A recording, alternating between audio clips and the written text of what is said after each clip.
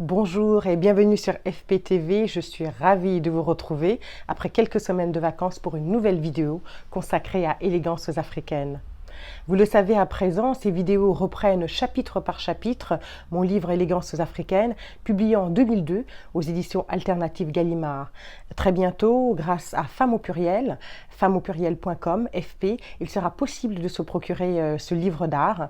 Donc restez connectés sur FP, ça sera très bientôt possible. Aujourd'hui, j'ai envie de mettre à l'honneur un tissu, une étoffe, un textile qui vient d'Afrique centrale. Donc aujourd'hui, c'est l'Afrique centrale qui sera mise à l'honneur. Mais avant cela, si vous n'êtes pas encore abonné, merci de le faire. C'est un geste gracieux, mais qui soutient la chaîne et qui nous permet de vous offrir de nouvelles vidéos. Il suffit de cliquer sur le bouton rouge s'abonner qui se trouve en bas à droite de la vidéo.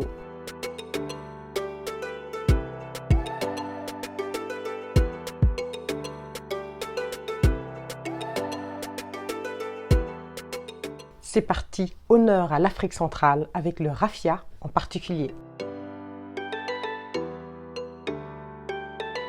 Le raffia est tiré des feuilles d'un palmier, Raffia rufia, qui pousse abondamment en bordure des forêts tropicales d'Afrique occidentale et centrale, ainsi qu'à Madagascar.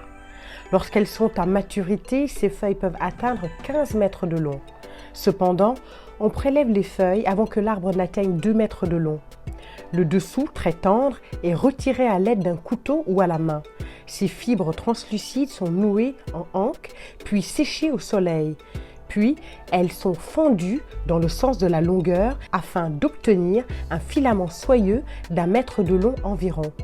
On trouve sûrement les plus belles œuvres de raffia en République démocratique du Congo, réalisées par les Kuba, et en Côte d'Ivoire, où il est superbement travaillé par les Dida.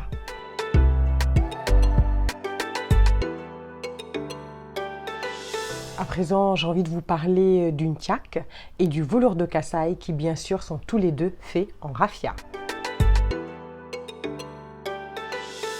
Le velours de Kasaï, fabriqué dans l'ex-Zaïre par les Tchoa, un sous-groupe de l'ethnie Kuba, il se caractérise par la multiplication de motifs géométriques en un désordre parfaitement organisé où l'absence de centre se conjugue au dessin à lignes obliques. En fibre de raffia tissée, l'étoffe est trempée dans l'eau, enveloppée de chiffon et pilée dans un mortier. Devenue délicate et fine, elle est enrichie d'un effet velouté par une technique singulière qui consiste à la traversée de fils de raffia très fins, coupés à ras sur l'endroit et mettant en scène des couleurs chaudes et des motifs soulignés par une broderie. À l'origine, les velours Tchoa étaient destinés à honorer les morts. Depuis, les vivants ont pris leur revanche.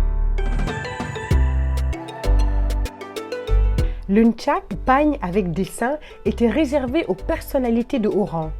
Ce ntchak de danse, plus long que les pagnes portées quotidiennement, sont constitués de plusieurs panneaux de tissu cousus bord à bord, 6 à 12 panneaux ou lais, dont chacun mesure environ 70 cm. Le ntchak ordinaire est un vêtement blanc ou rouge. Il est porté enroulé autour du corps et maintenu à la taille ou sous les seins par un repli de tissu ou par une ceinture de fibres tressées.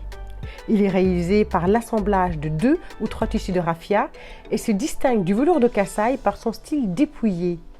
Les motifs sont des pièces découpées dans des tissus puis cousues à la main par les femmes sur le pagne à l'aide d'aiguilles de fer.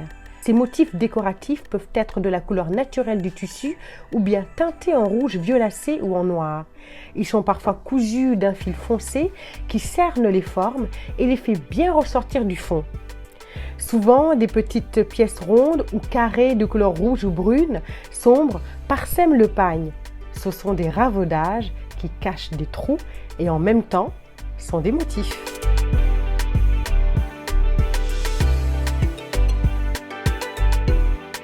C'est la fin de cette vidéo consacrée à l'Afrique centrale et au raffia en particulier. J'espère qu'elle vous aura plu. J'attends vos commentaires, je me ferai un plaisir d'y répondre. Je vous remercie aussi pour vos partages. C'est important pour faire connaître la chaîne FP, mais aussi pour faire connaître les trésors que recèlent les textiles d'Afrique. C'est tout pour aujourd'hui. On se retrouve la semaine prochaine, même endroit, pour parler textile et culture d'Afrique.